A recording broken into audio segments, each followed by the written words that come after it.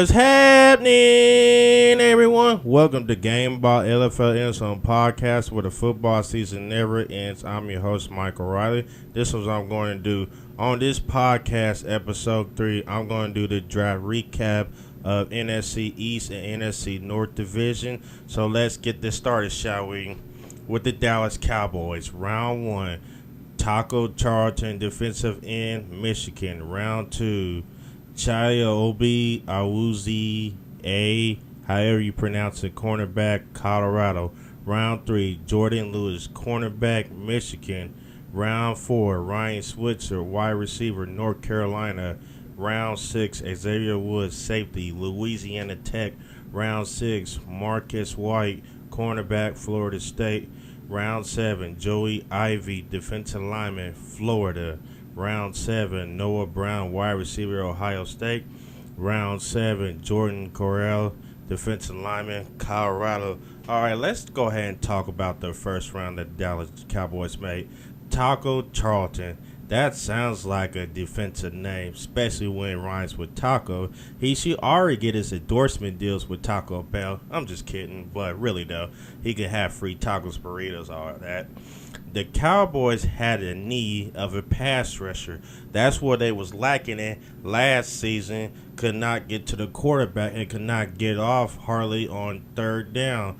Rod Marinelli, defensive coordinator, was getting the best out of him, but especially on the money down, when it counts, they could not get to the quarterback and was forced to stay on the field a little bit longer. So by drafting Taco Charlton, this kid is special. One-of-a-kind player. I mean, he just flat out fly, just making play after play. His 40 time really don't wow you, but I'll take production over 40 time any day of the week, because at the end of the day, 40 time don't really mean nothing. All that means is you have your technique. You be able to make plays in the running game, use your arms to stop the run, see which way the run is going, the outside or inside to make plays. That's what Taco Charlton brings to the defense of the Dallas Cowboys. Also, on third down, when the quarterback is ready to pass the ball, bam, he's there. I think he had about 8 to 9 sacks in the Big Ten. So this is a good move by the Dallas Cowboys. All right, let's go with round 2 with Chiaobi Awuzie out of Colorado, cornerback. I think I might say this name correct. But this is another need that the Dallas Cowboys need, because they lost all of their players during free agency or they were cut. And last season, the Dallas Cowboys was really suspect in the secondary, could really not stop big plays against bigger teams to win games, especially in the playoffs against the Green Bay Packers. They won games, close games, but when it really counted, they could not get off the field. They gave up too big plays and had a lot of mistakes. So by departure of some of the defensive players, the Dallas Cowboys had to reload in the draft. Now, what this kid brings to the table, he's an open field tackler, a true open field tackler. That's what the Dallas Cowboys are lacking in. He can also stop the run. You can help put him in the box. He'll be able to make plays. Also in the passing game, he's long arm. He could go with the big physical receivers, and he'd be able to make plays in that category. Also, round 3, the Dallas Cowboys drafted another quarterback, which is another need to go the opposite of Chiaobi. And this kid, Jordan Lewis, is something special. Every time you think he might get beat, bam, he saves the day with a knockdown play or the interception. He's another one of those good tacklers, open the field and able to stop the run, and is not afraid to get his hands dirty. I mean, this kid is special. He can play special teams as well, and the kickoff and the punt game, he could be a gunner, and he's just overall good talent and good fit for the Dallas Cowboys.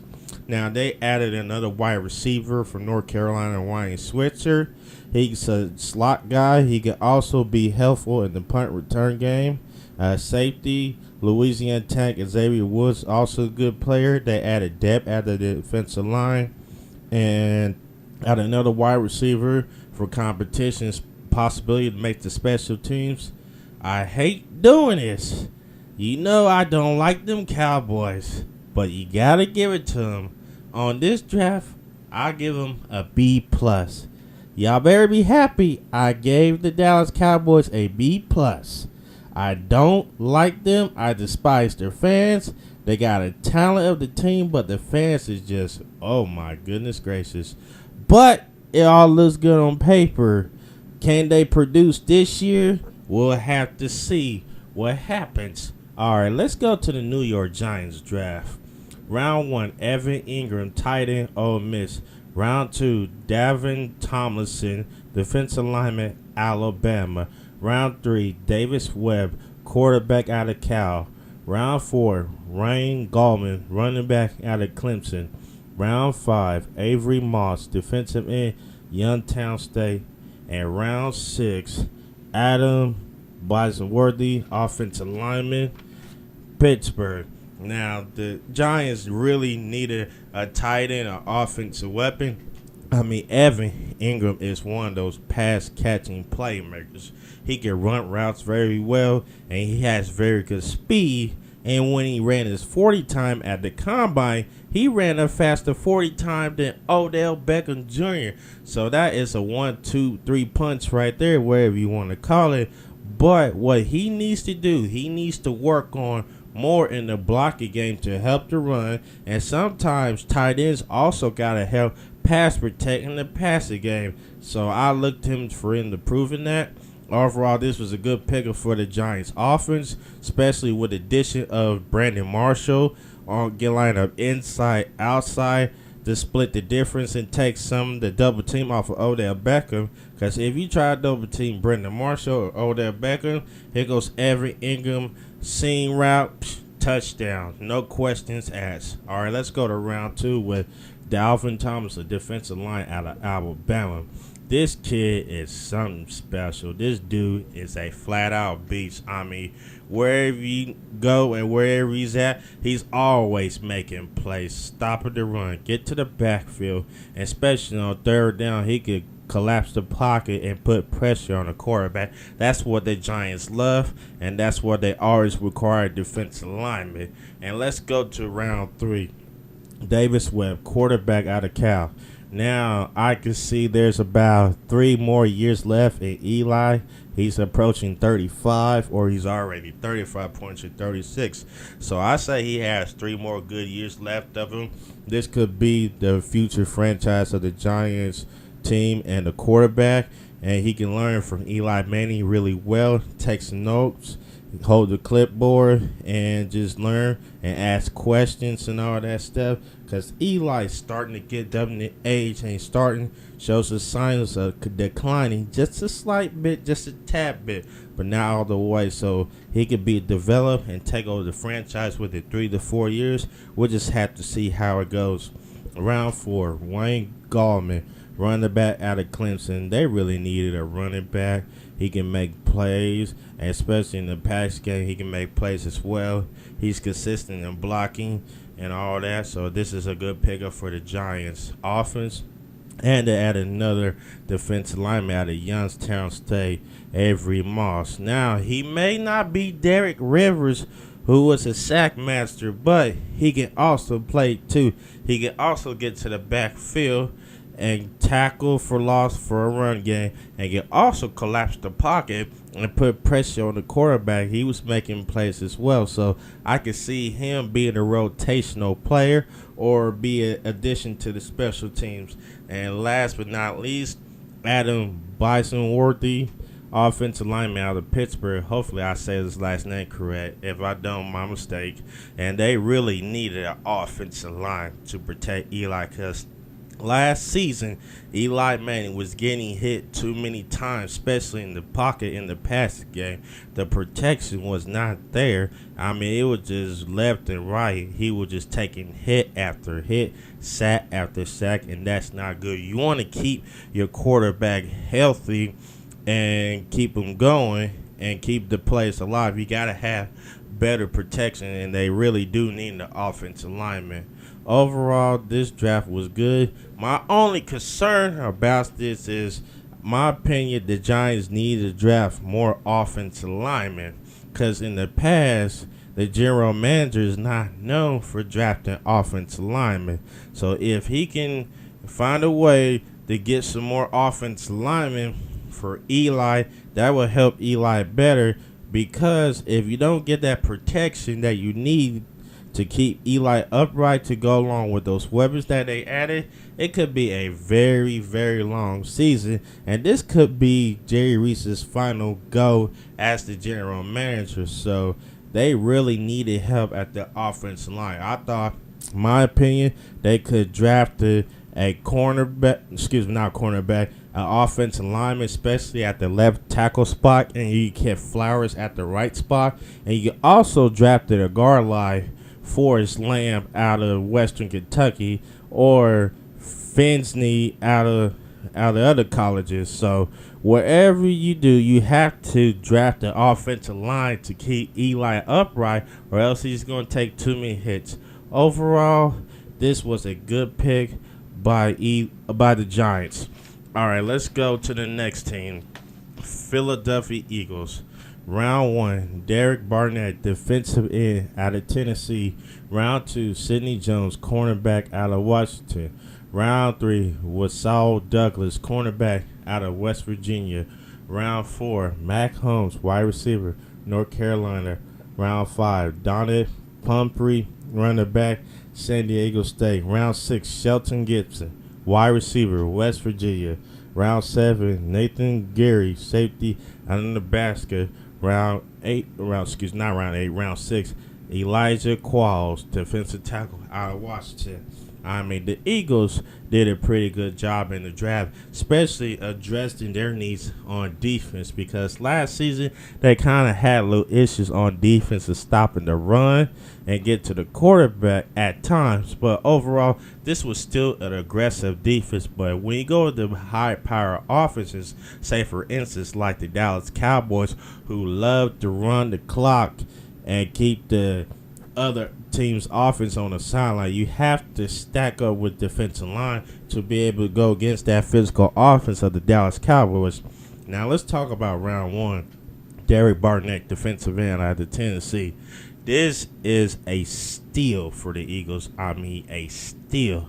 This kid is special. He broke the late great Reggie White sack record. He had 33. I mean, he kind of reminds me of Reggie White.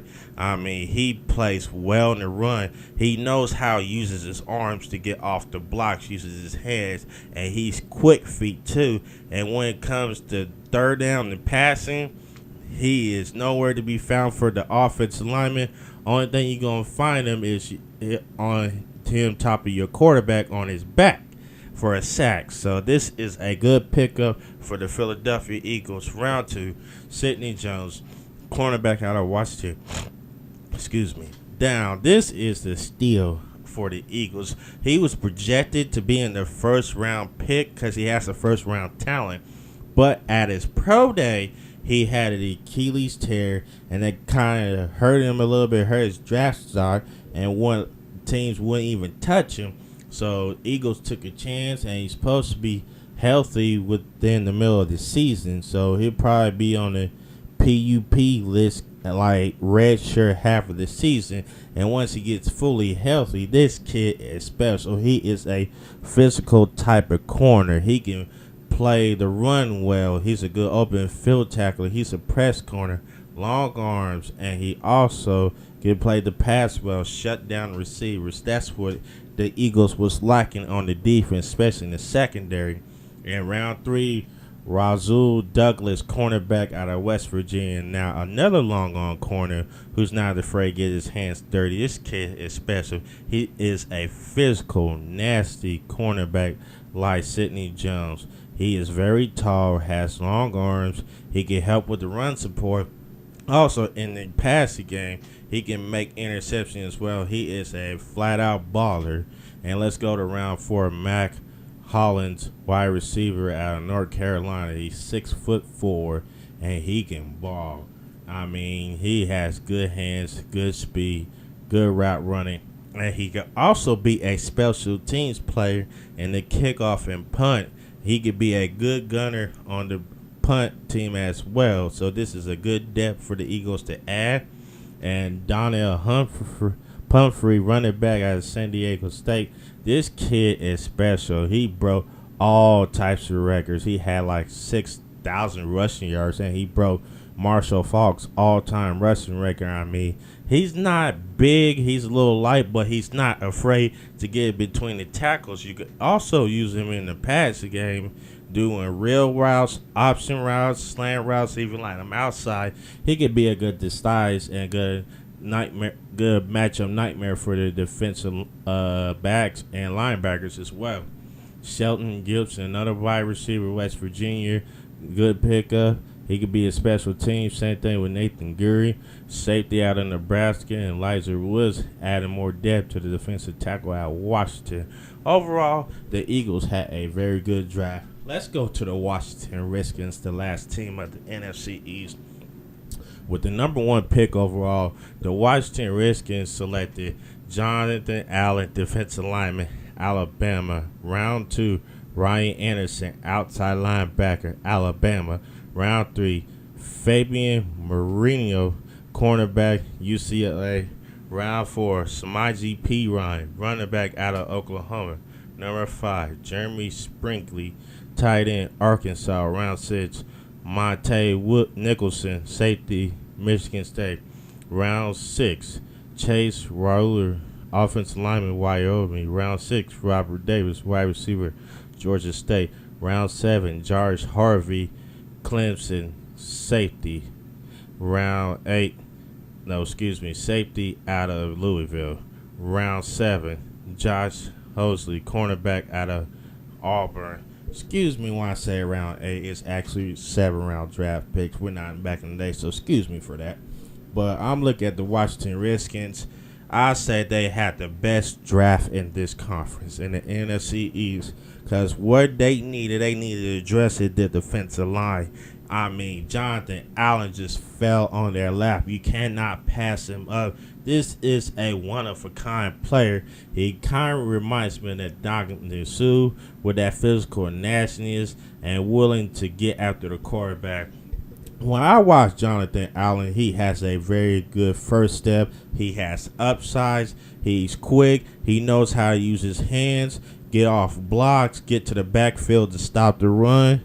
And he can also put pressure on the quarterback and get him for a sack. In a 3-4, he can line up in a 3 technique or the 5 technique. The 4-3, he could be a true defensive end, pass rushing the quarterback and stopping the run. This dude is very versatile on the defensive line spot. The only knock and red flag him, but he has shoulder surgery. Overall, this is a top 5 talent defensive player. This dude won damn near all defensive awards last season coming out of Alabama. I mean, he won war after war after war after war on the defensive side. He was considered to win the Heisman. My opinion, he should have been in the Heisman race to win it. But overall, the Redskins got a major steal in the first round with Jonathan Allen. All right, let's talk about round 2. Ryan Anderson, outside linebacker, Alabama. Now, this is another steal for the Redskins defense because this kid, Anderson, is flat out baller. He is special. He can stop the run, and he can also put pressure on the quarterback. His numbers may not be too sexy, but when it comes down to it, it's making plays when they need. He made most of the plays. I mean, he was in the backfield having tackles for loss, stopping the run, and also knocking the pass on third down and putting pressure for the pockets to lapse to sack the quarterback. So, Bama to Bama, back-to-back picks with Alabama players. Overall, this is a good pickup. Fabian Marino, cornerback out of UCLA, if I say his name right. This is a good pickup to go alongside with the other corners and all that stuff. And Samaje Perine, this is a good fit for the Redskins offense. That 230-plus pound running back, he is a pounder. He does not afraid to put a lick on you. He loves contact. He is a hard-nosed running back. He runs angry. Not like Leonard Fournette a little bit, but he does run angry between the tackles. His freshman year against Kansas, he had over 420-some or 30-some rushing yards. 420 or 30-some rushing yards. This kid is special. And he is the Oklahoma Sooners' all-time rushing leader. I mean, this kid is special. He is a good blocker in the pass game as well, and he doesn't get enough credit for catching the ball in the passing game. So this is another good pickup for the Washington Redskins. They also added depth at the tight end. They also added more depth at the safety and added more offensive linemen and all that stuff. Overall, Washington hit gold in the draft. I mean, gold, jackpot. All right, let's do some grades in the NFC East. All right, like I was saying earlier, I give the Dallas Cowboys a B+. I give the New York Giants a B. I give the Eagles an A, and I give the Washington Redskins an A+. All right, that will do it for the NFC East draft recap. When I come back, I'm going to do the NFC North draft recap right here only on Gameball NFL Endzone podcast, where the football season never ends. What's happening, everyone? Welcome back to Gameball NFL Endzone podcast, where the football season never ends. All right, we're going to go to the NFC North Division. First off, we're going to start with the Chicago Bears. Round 1, quarterback Mitch Trubisky, North Carolina. Round 2, Adam Shaheen, tight end out of Ashland. Round 3, Eddie Jackson, safety out of Alabama. Round 4, Tariq Cohen, running back out of North Carolina. Round 5, Jordan Morgan, the offensive lineman, Kutztown, or how you ever say it. Oh, and the last one was small school in North Carolina, A&T. My mistake about that. It took me so long to look at my notes while I was writing. It was due to my handwriting, but Tariq Cohen, running back out of North Carolina, A&T. Correction on that one. All right, let's talk about the first round pick. I mean, I was shocked. Literally shocked at this pick because the Bears did not need more on offense. They needed defense, for crying out loud. Defense. D-E-F-E-N-S-E. Capitalize it.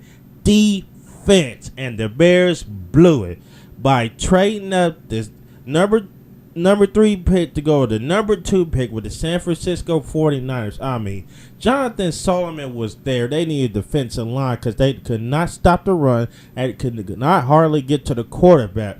Or they could have drafted Jonathan Allen out of Alabama, one of those 2 players on defense, or Reuben Foster. But no, they went with quarterback. Are you kidding me? Really, Bears? Really? You should have heard the Bears fans booing the pick like it ain't was nothing. I mean, are you seriously, Bears? What are you thinking? The head coach, John Fox, is not going to last long. I understand you want to develop Mitch Trubisky and all that, but you signed free agent Mike Glennon to a 3-year, $45 million deal. It was about 15 or 16 guaranteed bonus. This dude is making double-digit figures, and you drafted a quarterback? Really? I'm just shaking my head. I'm just like, wow. I'm just like, I'm lost for words. I'm shocked. I'm just shocked like everybody else. And Adam Shaheen, tight end out of Ashland Small School. I gotta give more film on him. He's an okay player. They did draft a safety, Eddie Jackson out of Alabama, who can make plays. Tariq Cohen, running back to go along, and Jordan Morgan, offensive lineman out of Kutztown. I'm just like, really, Bears? Really? And you won't have a first-round pick next year. I think that was the cost to draft for the San Francisco number 2 pick to get Mitchell Trubisky. Not to knock him down or anything, but this kid is only started 13 games. 13 games. and you want to take him with the number 2 pick overall? Come on, Chicago. You got to be smarter than that. You have to address the defensive needs, and you're going to be dead last again in the 2017 season. The Bears, oh my God. This is why I really think about this draft pick. I'm just like, wow. And I'm just shaking my head. This is what I think about the Bears pick. Hold on. A little communication functionality. But here we go. Let's hear that again. What you say there, Chris Cross? Let's go ahead and replay that. What you think about the Bears draft? And say that one more time. What you really think about the Bears draft pick?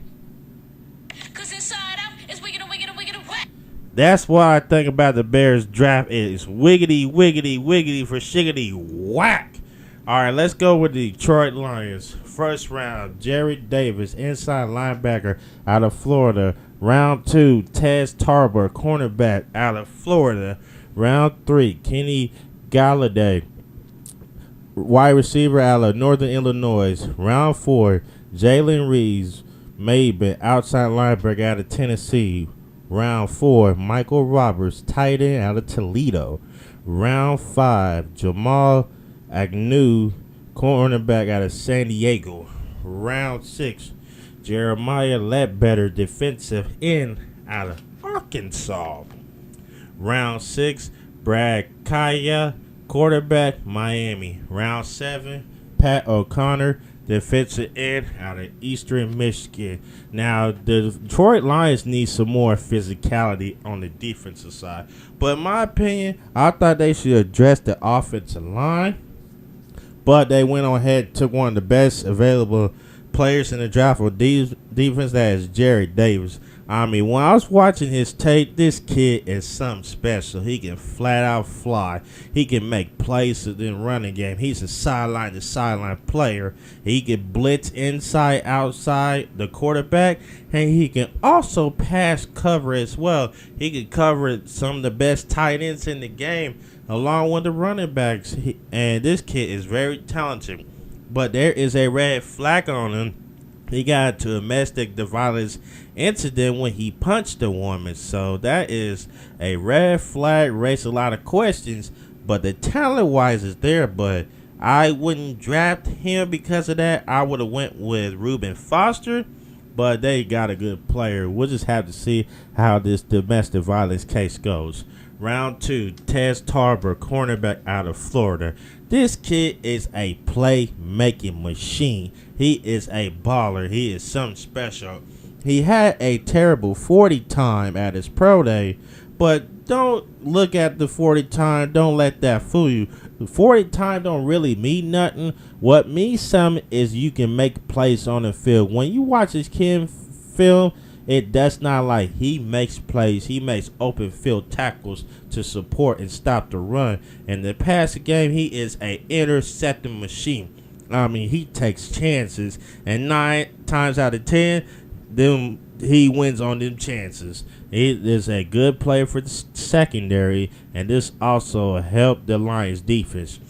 Round 3, Kenny Galloway is another good prospect. Illinois gives some depth on defense. They added another outside linebacker, Jalen Reeves Maben, Michael Roberts tight end to go along with Eric Ebron behind him. And they also added another defensive line in depth from Arkansas, quarterback who can develop, and another defensive end. Overall, the Detroit Lions had a solid good draft. All right, let's go to the Green Bay Packers. Round 2, since they did not have a first round, they traded it out, and they had a bunch of picks in the second round. Not bunch, just a few. So let's go ahead and go with round 2. Kevin King, cornerback out of Washington. Josh Jones, safety out of North Carolina State. Martavius Adams, round 3, defensive lineman out of Auburn. Round 4, Vince Beagle, outside linebacker out of Wisconsin. Round 4, Jamal Williams, running back out of Penn State. Round 5, D'Angelo Yancey, wide receiver out of Purdue. Round 5, Aaron Jones, running back out of UTEP. Round 6, Coffin Amachia, offensive tackle, South Florida. Round 7, Devontae Mays, running back out of Utah State. And their last pick in round 7 was Malachi Dupree, wide receiver out of LSU.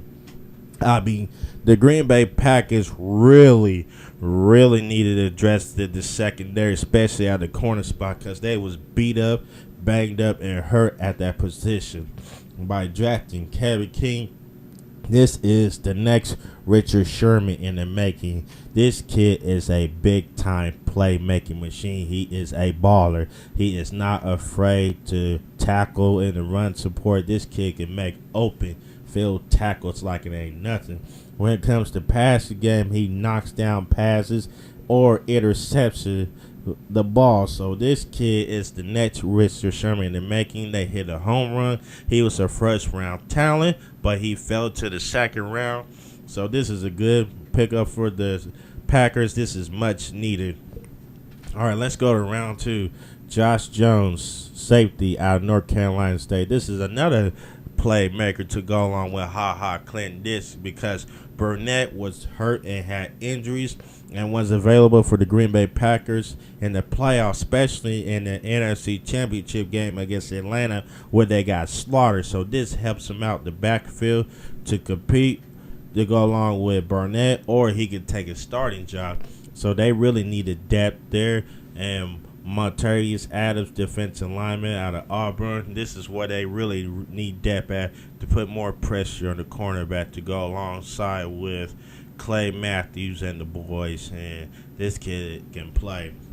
Also, Vince Beagle, outside linebacker, Wisconsin, who played the other side of T.J. Watt. He may not be T.J. Watt, but he can show enough make some plays. I mean, he can stop the run really well. He can also put pressure and collapse the pocket and sack the quarterback. He may not have the numbers that T.J. Watt put up in Wisconsin, but this is adding more depth to the Green Bay Packers pass rush.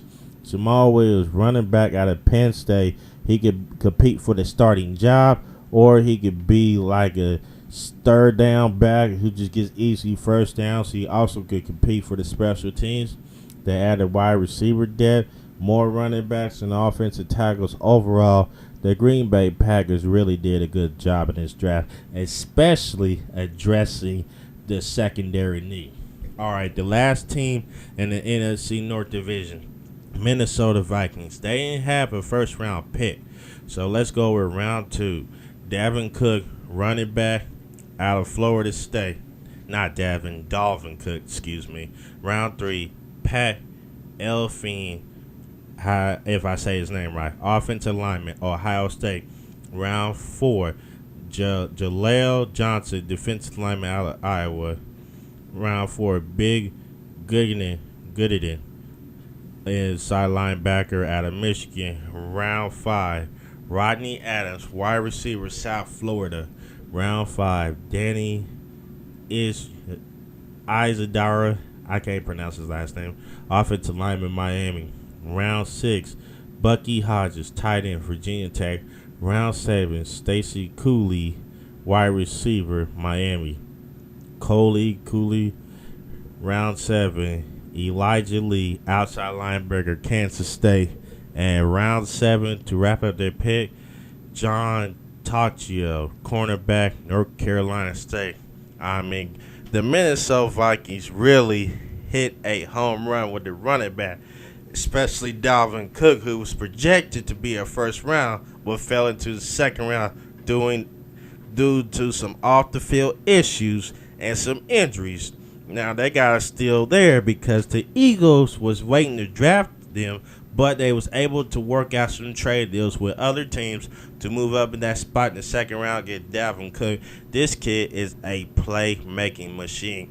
I mean, he runs between the tackles well, got good burst speed. When he hits the open field, he's gone. And he's also dangerous in the passing game, and he doesn't get enough credit in the passing game because he can catch well coming out the pass. He can run real well. He can run an option route. He can run a check down route. If he really wanted to, he can play the outside the receiver spot or inside as a slot guy to do some disguises, or throw a slant route to him, and he can take it to the house. That was a good pickup. Excuse me. Round 3, Pat Elfring, offensive lineman, Ohio State. This is what the Vikings need. They need to address the offensive line bad. They signed free agent offensive line from Detroit Lions, so they need to build it more to keep the pocket clean. The pass game also helped with the run. They also added more depth. Jaleel Johnson out of Iowa defensive line. They added more depth out of the inside linebacker Big Golden from Michigan. Wide receivers compete for the special teams. Another offensive lineman from Miami. Overall, this was a good, solid draft by the Minnesota Vikings. Okay, let's go to the grades for the NFC North Division. For the Chicago Bears, I give them an F/a WD. Whack draft. This draft was horrible. It literally horrible. It was whack. I'm just like, wow. So what do you think about the Bears draft getting crisscross? Cause inside out is wicked and wicked and wicked and whack. That's what I think about the Bears draft pick. It was wiggity, wiggity, whack. They get an F minus, a negative to the third / a WD whack draft because it was wiggity, wiggity, wiggity, whack. It was horrible. Horrible. No wonder why the Bears don't win many games to make it to the playoffs. And you wonder why Martellus Bennett was talking mad trash on y'all because y'all horrible. All y'all care about is entertainment. You don't even care about winning. The Bears are just like the Dallas Cowboys, but at least the Dallas Cowboys did win the NFC East Division and made it to the playoffs. All right, let's go with Detroit Lions. They get it. I'll give them a B minus because they dressed it what they need, but I will still dress the offensive line since they lost 2 starters in the free agency. But overall, they get a B minus. I'll give them that. Green Bay Packers, I'll give them a B because they drafted what they need and the corner spot, but they really get that big back like they should because they lost out on Dalvin Cook and some other good players in the second round, the running backs that fell down. So I'll give them a B. And Minnesota Vikings, I'll give them a B minus because they drafted the positions that they needed. And they also signed another free agent from Oakland. So overall, this draft class for the NFC North, it wasn't too sexy and all that, but they drafted players that they needed. All right, that will do it for my NFC East and NFC North division recap draft. On tomorrow episode, podcast 4, I'm going to do my final 2 divisions of the NFC. NFC South and NFC West. All right, folks, that will do it. You can follow me on Twitter at Gameball_Mike, capitalized GAMEBALL_MYKE.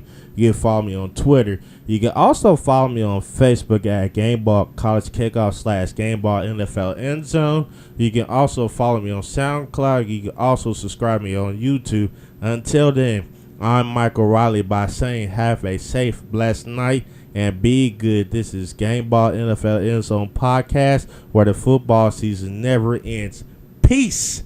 I am out.